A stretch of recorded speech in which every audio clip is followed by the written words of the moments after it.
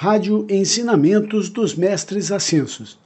Programas com perguntas e respostas, entrevistas, aulas e depoimentos, com Maria Lúcia Vieira e Paulo Rodrigues Simões, transmitindo os ensinamentos dos Mestres Ascensos da Grande Fraternidade Branca. Estes programas foram gravados entre 2007 e 2019. Maria Lúcia, a primeira pergunta é uma pergunta de duas pessoas que escreveram para nós o mesmo assunto, é a Valéria e o Felipe. A Valéria escreveu o seguinte: boa tarde, Paulo e Maria Lúcia, sou eu, Valéria, de Belo Horizonte, novamente. Gosto muito do seu programa semanal, sempre nos esclarece muito. Dessa vez, gostaria de saber a respeito das velas.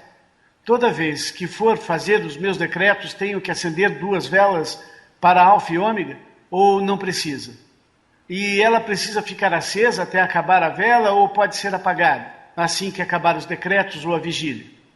Se puder ser apagada, pode ser reaproveitada outro dia também em decretos e vigílias? Muito obrigada, que Deus os guie sempre muita luz. O Felipe Menezes também faz uma pergunta sobre velas, dizendo o seguinte: olá, gostaria de saber se as velas para Alfa e Ômega são acendidas todos os dias ou podem ser de 7 dias. A taça de cristal pode ser uma usada? E se eu deixá-la alguns dias na terra e na chuva para limpeza, eu poderia usá-la? Tem algum problema ter algum outro altar no mesmo ambiente com a altura das mesas diferentes? Quanto ao tamanho das estatuetas, teria problema ter estatuetas de diferentes tamanhos no altar? E qual seria a diferença entre um altar católico de Umbanda para o altar da Grande Fraternidade Branca? Obrigado desde já, que Deus te ilumine, grato. Olá, Valéria e Felipe. Ao menos uma vez ao dia, devemos ir diante do altar, acender 2 velas brancas, orar e fazer nossos pedidos. As velas são acesas no início e apagadas no final. Elas podem ser utilizadas novamente. Aqueles que desejarem podem ter uma vela de 7 dias sempre acesa, iluminando o altar e a casa. Nunca devemos apagar a vela assoprando, porque o fogo representa Deus. A taça de cristal deve ser virgem, sem uso. Esta taça no altar é muito sagrada, pois tem a finalidade de receber luz e energia para o planeta. Ela não deve ser retirada do seu local, no centro do altar, e nada deve ser colocado dentro dela. Sua purificação é feita com os decretos da chama violeta e com a sua devoção. Você pode ter quantos altares desejar no mesmo ambiente, com alturas de mesa diferentes, sem problemas. Escolha a altura das estatuetas de acordo com seu senso de estética. Mas observe que nenhuma estátua ou foto de mestre deve ficar acima da presença Eu Sou. Leia em nosso website a aula Montando Seu Altar e verá por si mesmo qual é a diferença entre este altar, o da Igreja Católica e o da Umbanda. Maria Lúcia, eu gostaria de complementar que, sobre a diferença de altar, a diferença dos altares está principalmente na consagração que fazemos a este altar. O altar da Grande Fraternidade Branca é consagrado à presença divina de Deus e aos mestres ascensos. O altar de Umbanda, eu não sei para quem é consagrado, mas com certeza não é para os mestres ascensos. A próxima pergunta foi feita por Line. Ela diz: olá, Paulo e Maria Lúcia, por que quando estou fazendo os apelos, sinto um calor intenso na cabeça, como se o sangue estivesse aí represado? Faço os apelos usando o livro da Varrali. Tem problema se misturarmos alguns da Ponte, da Summit e da Varrali?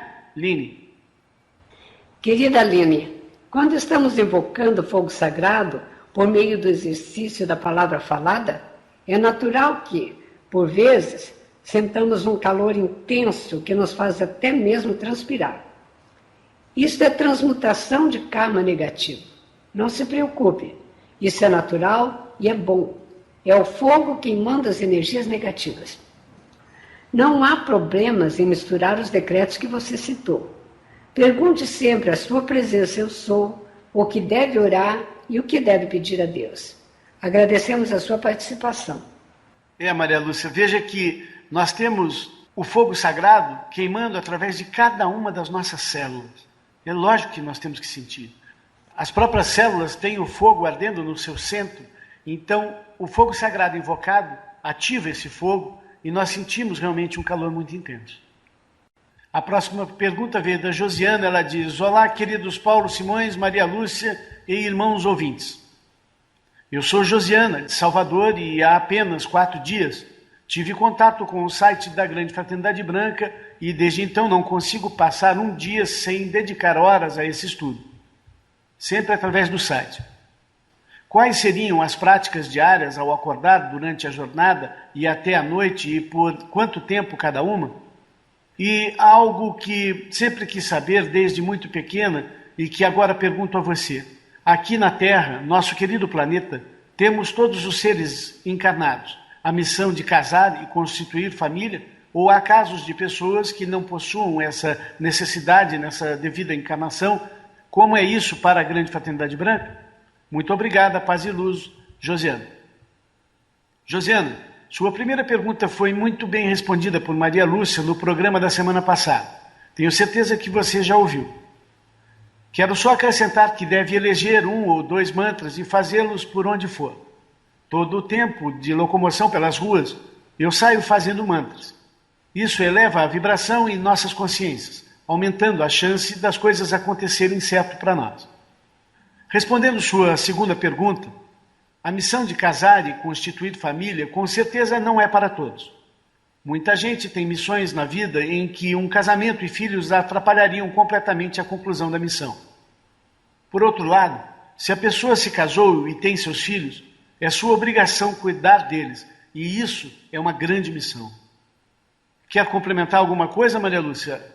Sim, gostaria de recomendar a ela o livro Autobiografia de um Yogi, do mestre Yogananda, Paramahansa Yogananda, e ela verá como ele sempre foi uma pessoa que viveu sozinha, nunca teve a menor ideia de se casar, pois sua missão exigia isso, que ele estivesse sozinho trabalhando com seus discípulos. Você vai gostar muito desse livro, é maravilhoso. Maria Lúcia, Maria Silva pergunta: meus bons amigos, tomei conhecimento do vosso programa em 2 de junho. Muitas vezes tenho orado aos mestres ascensos e seres de luz. Por isso venho perguntar como posso ajudar minha mãe e a nós, sua família. Minha mãe, embora seja boa pessoa e até generosa, não admite nem nunca admitiu ser contrariada. Só existem as ideias e os parâmetros dela, mesmo que nós, eu e os netos, tenhamos em todos os aspectos muito mais conhecimento e know-how. Embora isto possa parecer um assunto exclusivamente terreno, parece-me que é de tal forma grave que transcende o domínio do humano. Não é uma doença de velhice, embora possa ter se refinado, pois toda a vida ela censurou com raiva, com ódio, com ofensas a família próxima, o meu falecido pai e sua filha e os meus 2 filhos, sempre que por ações ou ideias discordemos dela. Será karma meu ou dela, ou de ambas? Peço-vos ajuda, porque gostaria de remover este destino que desde a adolescência me tem feito sofrer tanto por causa da minha mãe. Será possível mudar esta situação através dos ensinamentos? Muito obrigada e muita luz para todos nós. Olá, Maria. Sim, claro que este é um karma de ambas. Mas, minha querida, você pode mudar esta situação por meio dos ensinamentos de um trabalho espiritual constante e diário. Em primeiro lugar, decida agora que você não mais irá sofrer com as ofensas, censuras, raiva e ódio que a sua mãe atira contra a família. Saiba que sofrer ou não é muitas vezes uma questão de escolha. E você pode escolher ser feliz, apesar da sua mãe. Converse com a sua presença interior, com seu Deus interior. Peça a Ele que ajude a mudar sua atitude mental. Fale com seus filhos, pedindo que eles não mais se importem com a braveza da avó. Sendo sua mãe uma pessoa boa e generosa, vê-se que ela está aprisionada por essas energias maléficas de ódio, crítica, orgulho, condenação e julgamento. Quando você sofre e se angustia, está entrando na mesma faixa vibratória dela, ou seja, está na mesma frequência do ego, do eu inferior da sua mãe, que os agride. Em outras palavras, você está alimentando isso. Porque quando você fica triste, você está qualificando mal a energia e liberando essa energia que é usada pelo eu inferior da sua mãe. Portanto, fortalecendo-o. Compreende? Se ao contrário, você escolher permanecer calma, impassível, olhando para ela com amor, sem se perturbar com suas más palavras, tudo mudará. Mude apenas a sua atitude mental. Não queira convencer sua mãe de nada. Visualize São Miguel libertando sua mãe. Imagine um círculo de luz da amada Astreia sobre ela. É necessário fazer diariamente 30 minutos de Astreia e Miguel para libertá-la e para trazer também harmonia na casa. Se acompanhar o CD, o trabalho será mais forte. Você encontrará esse comando de luz de Astreia e Miguel em nosso website. Vejamos o que diz Swami Shivananda sobre este assunto. Você poderá elevar outros somente se você já elevou a si mesmo. Este mundo pode ser salvo somente por aqueles que tenham salvo a si mesmos. A próxima pergunta vem do André de São Paulo. Ele escreveu: Me chamo André e desde a minha infância vejo o futuro presente. Vejo aura, tudo através de sonho. Nestes últimos meses tenho visto o meu passado e não entendi por quê. Qual poderá ser o motivo deste acontecimento? Agradeço desde já, André, São Paulo. André, as perguntas que envolvem sonhos são muito complicadas, devido à dificuldade em avaliarmos com certeza e darmos uma resposta positiva a você. Os sonhos estão, na maioria das vezes, ligados ao astral e podem ser pura ilusão. Estude nossa página sobre os 4 corpos inferiores e verá que as coisas que estão para acontecer podem ser vistas no astral, antes mesmo que se materializem. Porém, o fato de estarem no astral não quer dizer que tenham de se manifestar. Quando vemos algo de ruim que está para acontecer, não devemos contar isso a ninguém.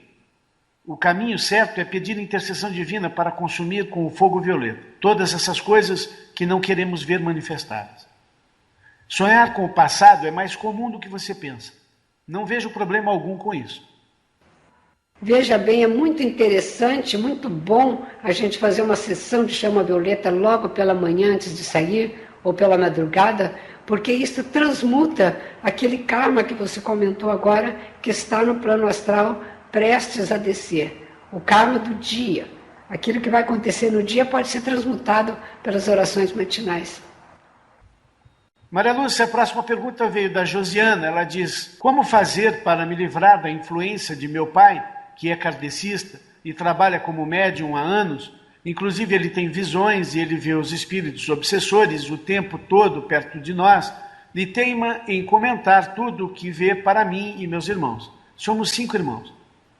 Nós sempre o ouvimos e somos educados e atenciosos com ele, por respeito e porque em nossa família somos todos espiritualistas e sabemos que isso que ele vê é real, somente que não temos interesse, nem sintonia com essa tarefa que ele vem desenvolvendo, e que ele inclusive faz com muito amor e dedicação. Ele está sempre nos ligando e nos procurando para dizer que está vendo isso e aquilo, e ele vê coisas horríveis mesmo. E como devemos fazer para nos livrar de tal influência, uma vez que influências paternas e maternas são fortes em nossas vidas? Oriente-me, por favor, porque moro com ele e não aguento mais achar que tem isso e aquilo sobre mim. Obrigado pela dedicação de vocês. Vitória sempre na luz. Josiana, de Salvador. Josiana, continue orando 1h30 de manhã. Isso é maravilhoso. Quando orar, mantenha sempre as pernas e braços descruzados e coluna ereta, para um melhor fluir da energia, e direcione bem seus pedidos. Os comandos de luz do raio azul, que atuam no chakra da palavra, que é o centro do poder, fortalecem nossa alma e espírito e conferem muita autoridade às nossas palavras. E é disto que você precisa no momento. Para ultrapassar esta barreira, você precisa praticar os comandos do raio azul, o primeiro raio. Peça à sua amada presença eu sou que prepare seu pai e você para uma reunião, onde você colocará os pingos nos is. Quando intuir que é um momento apropriado, chame seu pai para uma reunião e cuide que não sejam interrompidos. Amorosamente, Josiana, porém muito firme e tranquila, fale a ele sobre a lei do livre-arbítrio. Diga que Deus respeita nossas decisões e que ele precisa respeitar as opções de sua família. Lembre-o de que liberdade de religião é um direito sagrado e que a sua religião não é igual à dele. Fale de sua gratidão por tudo que ele te ensinou, mas que agora você está em uma senda espiritual que concentra a atenção na luz, e esta luz, por si só, dissolve as trevas e os espíritos malignos. Façam compreender que os seus avisos são uma interferência no seu cotidiano. Esteja certa, Josiana, que o diálogo amoroso pode resolver muitos problemas familiares. Dê o nosso livro Razão de Viver para ele, que isso facilitará a sua compreensão sobre a tua filosofia de vida atual. Josiana, esse é um problema que muitos de nós temos. Muitas vezes não é alguém vendo alguma coisa negativa, mas alguém que fala coisas que acha que vai acontecer o tempo todo. São pessoas que costumam ser negativas e achar que as coisas vão dar errado e ficar falando isso. Sempre que alguém é negativo do meu lado, eu falo para ele assim, Shiva, Shiva, Shiva. Já virou rotina na nossa família, as pessoas sabem, os mais chegados, aqueles que sabem que nós temos uma religião diferente, eles ouvem, eu falo Shiva, Shiva, Shiva, quer dizer, fogo do Espírito Santo queime através, né? Consuma com isso que você está falando. E eles já aprendem que falar negativo do meu lado, eles vão ouvir o nome de Shiva. Bom, quando é uma pessoa que eu não tenho intimidade, eu falo baixinho, Shiva, Shiva, Shiva. E a pessoa não ouve, mas eu queimo aquilo. Então, esse ato de você recusar essa fala, imediatamente no minuto que ele está sendo falado, pode reverter também esse processo. Como, por exemplo, quando alguém fala alguma coisa, que alguma coisa vai dar errado, imediatamente eu digo que ela vai dar certo. Eu não brigo, eu não discuto, eu simplesmente nego afirmando o contrário. Então isso também pode te ajudar. Então, além da explicação, muito bem dito por Maria Lúcia, de você chegar, chamar ele e dizer claramente o que você está passando, que você respeita o trabalho dele, que você quer que ele respeite o seu, alerte-o de que daqui para frente, quando ele falar algo negativo, você vai chamar o poder de Shiva para consumir aquela negatividade que ele ensina. É isso. É verdade, Paulo, você complementou muito bem. E o importante é ela manter-se calma, não se irritar, não se incomodar e não tomar conhecimento disso. É isso. A próxima pergunta vem da Anita, de Belém do Pará. Ela diz, olá Paulo, escrevo este e-mail tão feliz com uma graça recebida, que desejo dar este testemunho de fé aos meus irmãos e irmãs deste grupo. Segui sua orientação dada quando da análise do meu ciclo pessoal, o meu ciclo cósmico. E o resultado foi surpreendente. Permita-me contar a história para que todos compreendam. O meu filho, hoje com 20 anos, não queria saber de estudar nem de trabalhar. Ele estava completamente sem rumo, sem querer nada da vida, usando maconha e bebida alcoólica, passava noites na rua, não respeitava nem obedecia os pais, nem professores, nem ninguém. Com 20 anos ele ainda não está na faculdade e, assim mesmo, ainda perdia as aulas. Desinteressado de tudo que é construtivo. Mas eu sei que ele tem excelente índole e é um místico, filho da luz, uma alma evoluída. Até os 14 anos ele era um garoto excelente. Faz, portanto, 7 anos que oro muito para que ele encontre seu caminho na vida. E nunca obtive resultados significativos. Até que você me deu a seguinte orientação. Quando fez análise do meu mapa e do dele para mim. Você me disse, Paulo, seu filho tem a Lua atuando na casa de Touro e Marte atuando na casa de Leão, o que o torna desobediente e rebelde. Faça o CD de Astréia e Miguel para ele diariamente, mas após o preâmbulo, pare o CD e acrescente o seguinte pedido. Em nome da minha presença eu sou, peço à amada Astréia e Pureza que consuma toda a energia lunar e marciana atuando sobre aí ela não dá o nome do filho aqui, põe o nome do meu filho, o endereço completo, na linha de Touro nas 4 horas e de Leão nas 7 horas do relógio cósmico. Consuma, amada Astreia, juntamente com São Miguel e a chama violeta do coração de Saint Germain, toda a ingratidão, negligência, irreflexão e cegueira espiritual, toda a teimosia, vaidade, falsidade, egoísmo e egocentrismo. Libertem a alma, aí ela põe o nome do filho aqui, que ela não pôs, né? Diga o nome dele, entre parênteses, para que ele possa encontrar a alegria de concluir seu plano divino nesta vida. Amém. Em seguida, ligue o CD e faça o comando de luz com muita fé em seu coração, visualizando seu filho estudando e bem comportado. Interessante é que comecei a acordar de madrugada e praticar a orientação tal como sugerido. Quando reparei, estava sempre orando às 4 horas da manhã, que é a casa da obediência divina. Coincidentemente, minha filha, que também ora por ele, estava fazendo invocações a Astreia Miguel diariamente às 4 horas da tarde, o que fechava o ciclo de limpeza cósmica nos 2 horários. O resultado começou a se manifestar e em poucos meses este rapaz teve uma modificação extraordinária. A princípio, eu quase nem acreditava. Já orava há 7 anos e não tinha visto tamanha mudança. Abandonou as más companhias, começou a interessar-se por leitura, pouco a pouco foi parando de sair à noite e hoje só sai no sábado à noite. Seu relacionamento com o pai melhorou dia a dia e o que é mais incrível, parece que caiu um véu e ele agora está vendo sua própria vida com clareza. Vê agora quantas oportunidades perdeu e está fazendo todo o esforço no colégio para passar no vestibular. A mudança foi de 190 graus. Agradeço a Deus, aos mestres e a você, Paulo, por esse chamado específico, feito com tanto conhecimento, pois isso foi a chave que faltava para a resolução do problema. É como se agora eu estivesse dando o tiro certo para resolver o problema. Que Deus abençoe toda a juventude do Brasil e do mundo. Anita.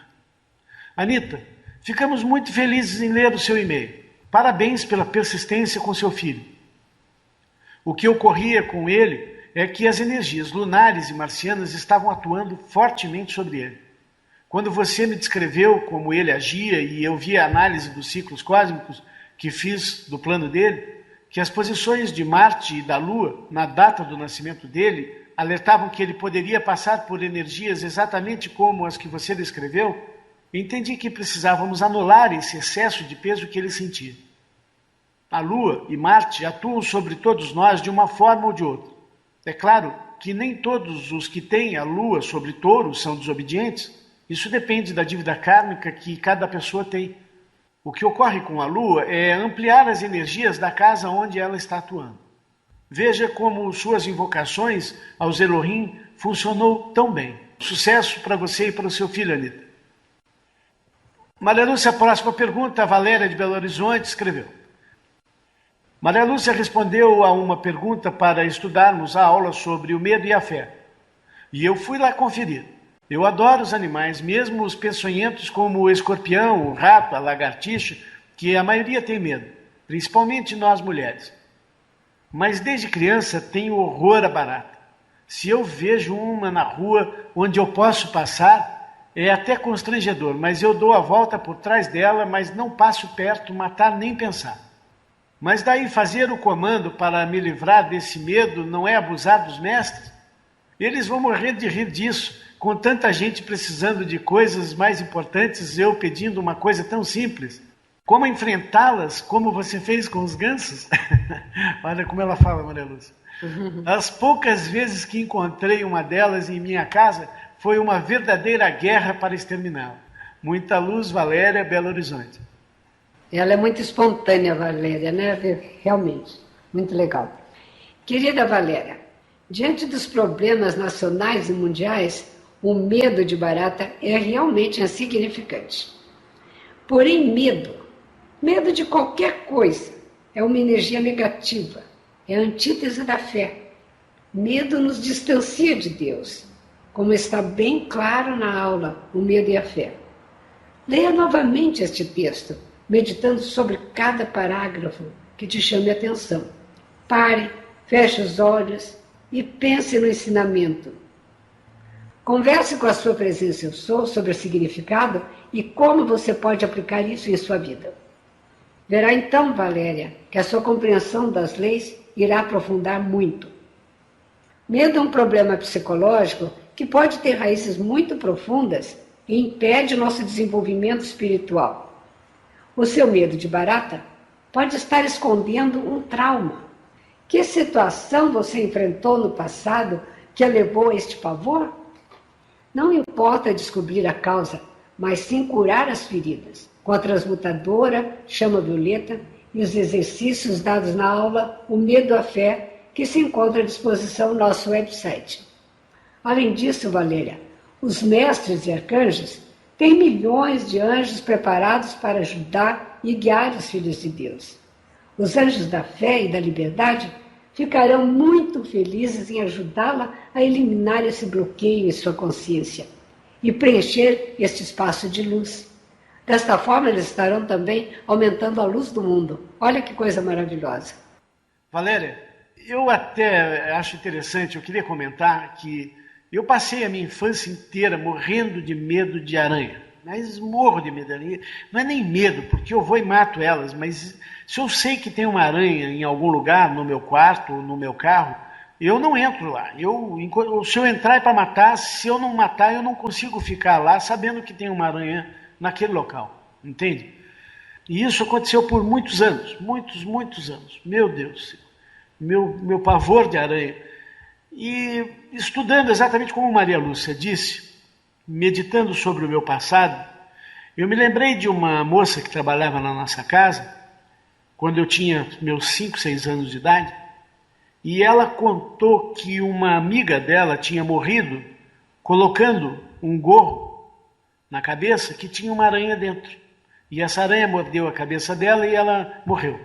E aquilo me apavorou tanto que eu fiquei com aquilo embutido e enraizado, como diz Maria Lúcia, de tal maneira que eu não podia ver aranha na minha frente. Bom, há uns anos atrás, eu estava com uma pessoa que não tem medo de aranhas. E de repente veio uma aranha pequenininha, dessas tipo aranha marrom, que a gente sabe que são perigosas, e ela com aquelas perninhas horríveis, mexendo e andando. E essa aranha bem na nossa frente, eu falei, espera, vou pegar um papel higiênico para matar a aranha, né? E o que ele fez? Ele pegou e apertou o dedo em cima da aranha. Falei assim, para que você quer papel higiênico? Apertou o dedo, ela morreu. E eu fiquei tão impressionado com aquilo, eu falei, nossa, veja como é que a gente tem medo mesmo de bobeira, né? Que é uma coisa que não há necessidade de ter. Então, um bom conselho para você que eu tenho é encontrar pessoas que não têm medo de barata e tentar aprender com elas. Por que é que elas não têm medo de barata e eu tenho tanto medo de barata?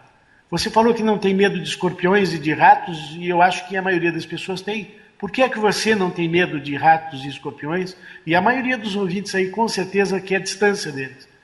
Então veja que é realmente uma coisa do passado, da infância, e que pode ser resolvido. E fora que o medo atrai, né? Realmente aquilo que nós tememos, nós acabamos atraindo. É isso. Valéria, lá no Rajastão tem um templo dedicado à Mãe Divina. E esse templo é cheio de camundongos, de ratos. Ratos enormes, porque eles são criados, eles são alimentados, eles são protegidos. Por alguma razão lá, que eu não entendi bem, eles mantêm esses ratos. E do nosso grupo, apenas 3 tiveram coragem de entrar.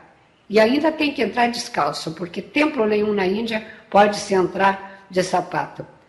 E os ratos passavam em cima dos pés das pessoas. Eu realmente não tive coragem de entrar, não.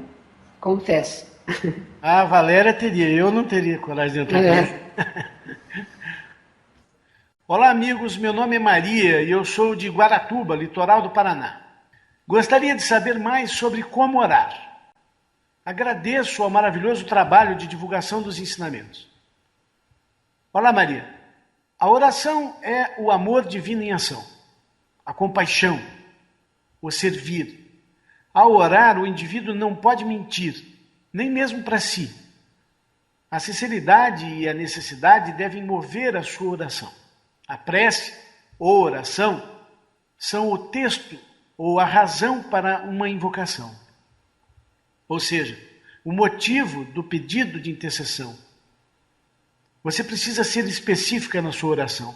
A mensagem tem de ser completa, ter começo, meio e fim. A oração ou prece são a razão pela qual nos comunicamos com seres do plano etéreo, como Jesus, Gautama Buda, Virgem Maria, Saint Germain, entre outros. É na oração que devemos mostrar do fundo da nossa alma, do âmago das nossas emoções, a razão para estarmos nos dirigindo a seres tão evoluídos. Um exemplo de oração onde pedimos à Virgem Maria que nos ajude a vencer a luta contra o aborto. Veja como é.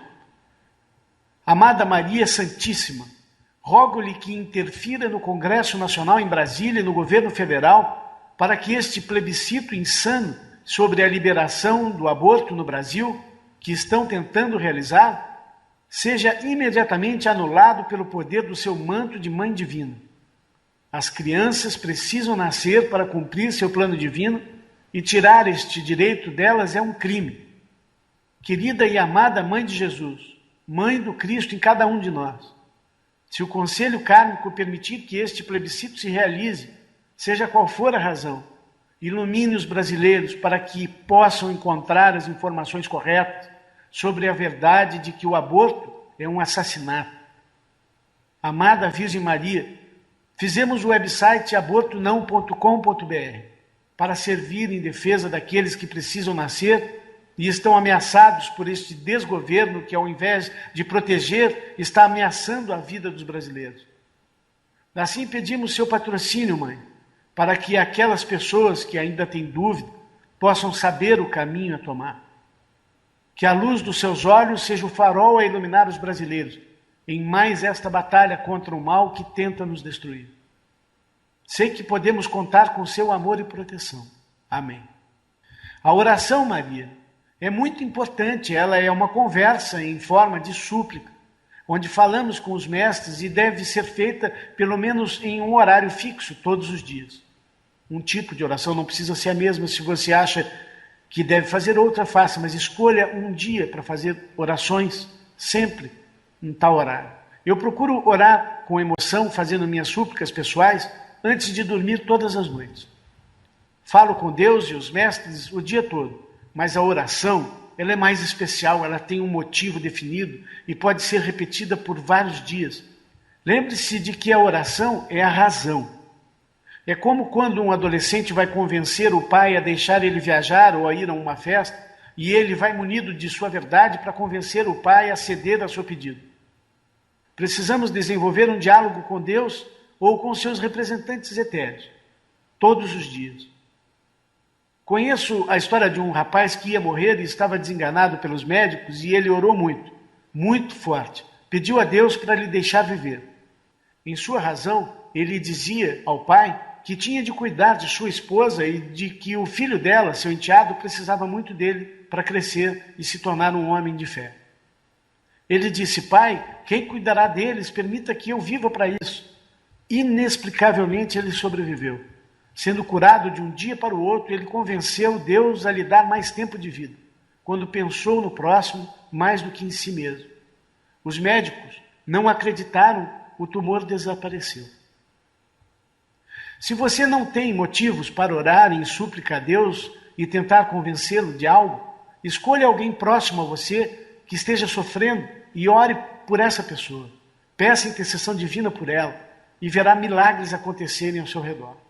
Realmente, Paulo, esta súplica que você fez a Maria contra o aborto foi muito bonita e todos podiam orar junto com você pedindo, porque este é um problema que realmente requer muita prece. Essa oração, inclusive, ela vai para o nosso website ainda hoje. Eu vou colocar para esse final de semana.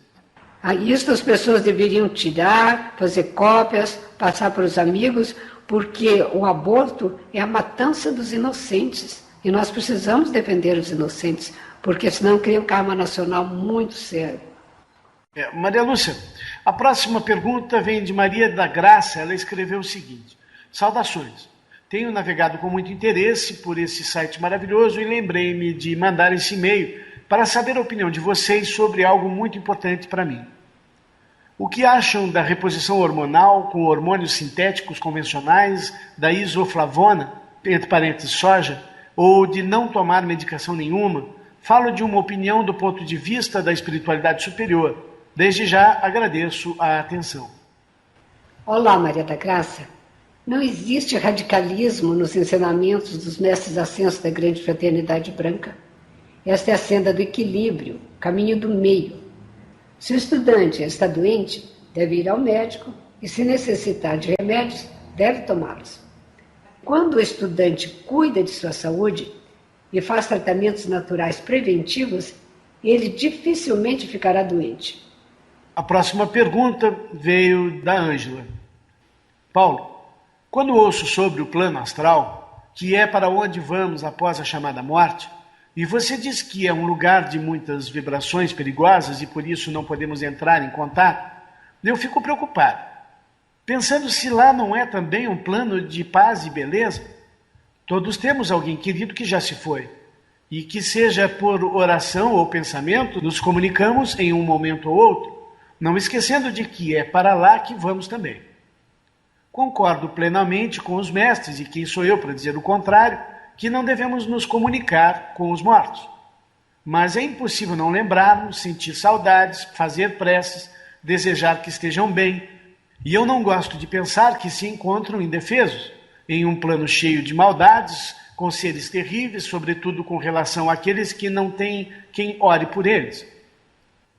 Ângela, antes de responder a sua próxima pergunta, então sem mesmo terminar o seu e-mail, eu vou responder essa. Sabe, Ângela, o astral é um lugar de sonhos e sem realidade alguma, mas não necessariamente horrendo e cheio de monstros. Há vários níveis no astral, desde os mais horríveis até lugares que você acharia com certeza lugares bons. Vou dar um exemplo disso. Há almas, por exemplo, que adoravam suas casas e hoje vivem presos a elas. Essas pessoas não estão se sentindo assustadas ou rangendo os seus dentes, elas estão alienadas à sua própria realidade, vivendo dentro da casa e pensando que ainda estão vivos.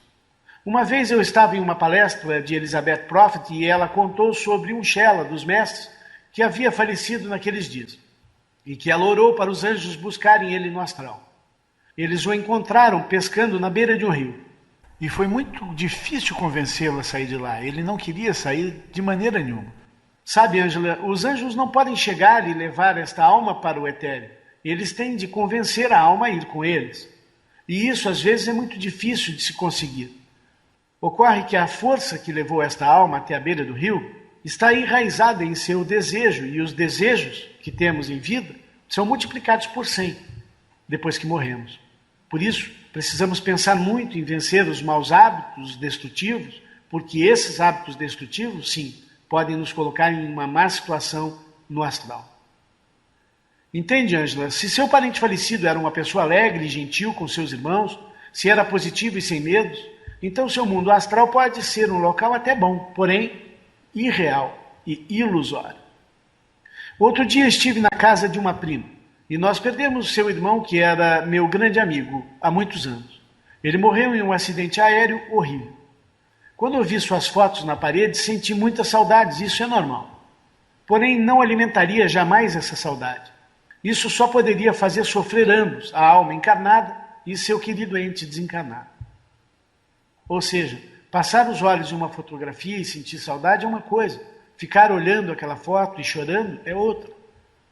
Eu sigo os ensinamentos dos mestres e oro aos anjos que encaminhem meus parentes falecidos para as escolas etéreas de luz. O melhor momento para fazermos isto é durante os 7 primeiros dias após a morte do ente querido. Neste momento podemos inclusive falar com a alma falecida, em ritual consagrado aos arcanjos Miguel, do 1º raio, e Gabriel, do 4º raio, e dizer a esta alma que siga os anjos para as escolas etéreas.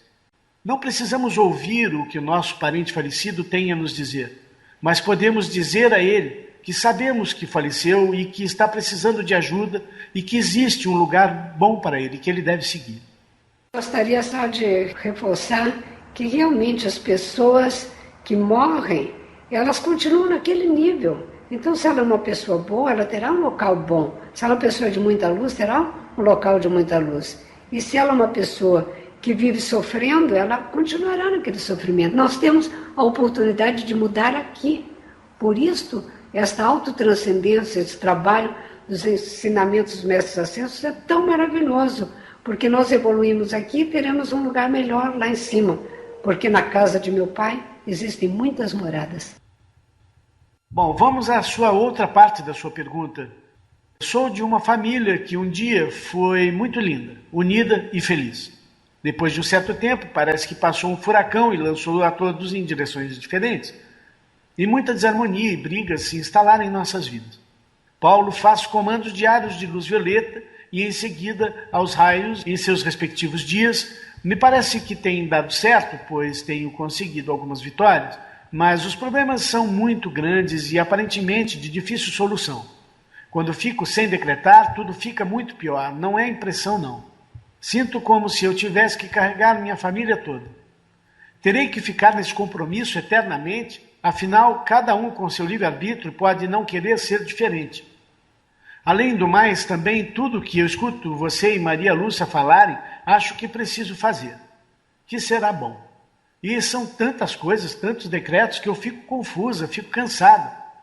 Acabo por fazer a rotina que disse no início. Abraços sempre na luz de Deus que nunca falha. Ângela.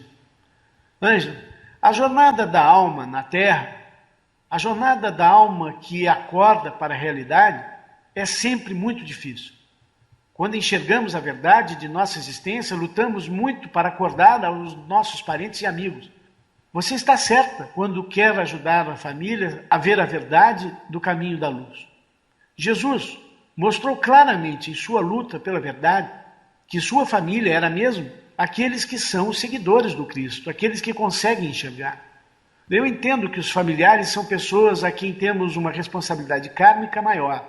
Porém, isto tem um limite.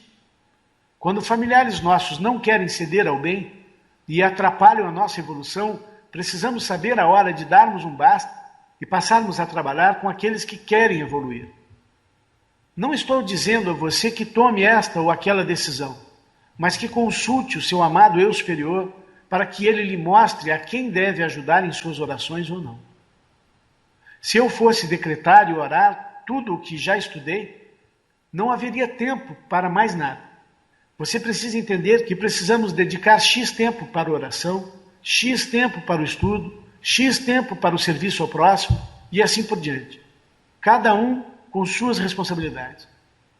Maria Lúcia é a pessoa que conheço que mais se dedica a orar por familiares. Maria Lúcia quer complementar algo sobre este assunto? Ângela, o conselho que o Paulo te deu é isso. Fique tranquila, determine o tempo que você pode fazer de oração e faça aquilo que você intuir na hora. São Miguel, Astréia e Chama Violeta nós devemos fazer diariamente. Mas, além disso, você faça o que intuir no dia. Abra o seu livro, as suas orações e pergunte, meu Cristo pessoal, o que eu devo orar hoje? Para você entender melhor o quanto deve ajudar as pessoas, não só a sua família, mas qualquer pessoa, vamos lembrar o que aprendemos com Jesus. Quando já na sua paixão, ele, não conseguindo carregar a cruz, foi ajudado por Simeão, apenas uma parte do caminho. Não podemos ajudar as pessoas toda a vida. Nós ajudamos um pouco, ajudamos uma vez, duas, três. Se nós vemos que as pessoas não querem se ajudar a si mesmas, nós temos que deixar. Você pode até incluir o nome da sua família sempre nas suas orações, mas sem querer que eles mudem. Não adianta, ninguém muda ninguém. Nós podemos mudar nós mesmos. Isso foi respondido agora num desses e-mails aí, hoje mesmo. Deixei bem claro isso. Maria Lúcia, complementar uma coisa. Veja bem, Ângela, quando as coisas começam a dar errado com sua família, esse é o meio delas aprenderem. O karma que volta sobre elas é o meio que a presença de Deus tem de fazer com que elas aprendam com seus próprios erros. Se você para de orar e algo acontece de ruim com eles, isso não é com você, isso é com eles. Você tem que aprender a separar bem o que é você e o que é a sua família. E a melhor forma de você ajudá-los é você evoluir na luz. Para finalizar o programa, vamos ler uma gota de sabedoria de julho de 2006. Envenenando a sogra. Era uma vez uma jovem chamada Lynn que se casou e foi viver com o marido na casa da sogra. Depois de algum tempo, começou a ver que não se adaptava à sogra. Os temperamentos eram muito diferentes e Lynn cada vez se irritava mais com os hábitos e costumes da sogra, a qual criticava cada vez com mais insistência. Com o passar dos meses, as coisas foram piorando, a ponto de a vida se tornar insuportável. No entanto, segundo as tradições antigas da China, a nora tem que estar sempre a serviço da sogra e obedecer-lhe em tudo. Mas Lynn, não suportando por mais tempo a ideia de viver com a sogra, tomou a decisão de ir consultar um mestre, velho amigo de seu pai. Depois de ouvir a jovem, o mestre Huang pegou num ramalhete de ervas medicinais e disse: para te livrares da tua sogra, não as deve usar de uma só vez, pois isso poderia causar suspeitas. Vais misturá-las com a comida, pouco a pouco, dia após dia, e assim ela vai se envenenando lentamente. Mas para teres a certeza de que, quando ela morrer, ninguém suspeitará de ti, deverás ter muito cuidado em tratá-la sempre com muita amizade. Não discutas e ajude-a a resolver os seus problemas. Lynn respondeu: obrigado, mestre Huang, farei tudo o que me recomenda. Lynn ficou muito contente e voltou entusiasmada com o projeto de assassinar a sogra. Durante várias semanas, Lynn serviu dia sim, dia não, uma refeição preparada especialmente para a sogra. E tinha sempre presente a recomendação de mestre Huang para evitar suspeitas. Controlava o temperamento, obedecia à sogra em tudo e a tratava como se fosse a sua própria mãe. Passados 6 meses, toda a família estava mudada. Lynn controlava bem o seu temperamento e quase nunca se aborrecia. Durante esses meses, não teve uma única discussão com a sogra, que também se mostrava muito mais amável e mais fácil de tratar com ela. E ambas passaram a tratar-se como mãe e filha. Certo dia, Lynn foi procurar o mestre Huang para lhe pedir ajuda e disse: mestre, por favor, ajude-me a evitar que o veneno venha a matar a minha sogra. É que ela transformou-se numa mulher agradável e gosto dela como se fosse a minha mãe. Não quero que ela morra por causa do veneno que eu estou lhe dando. Mestre Huang sorriu e abanou a cabeça. Lynn, não te preocupes, a tua sogra não mudou. Quem mudou foste tu. As ervas que te dei são vitaminas para melhorar a saúde. O veneno estava nas suas atitudes, mas foi sendo substituído pelo amor e carinho que lhe começaste a dedicar. Na China, há um provérbio que diz: a pessoa que ama os outros também será amada. Esse texto é de um autor desconhecido.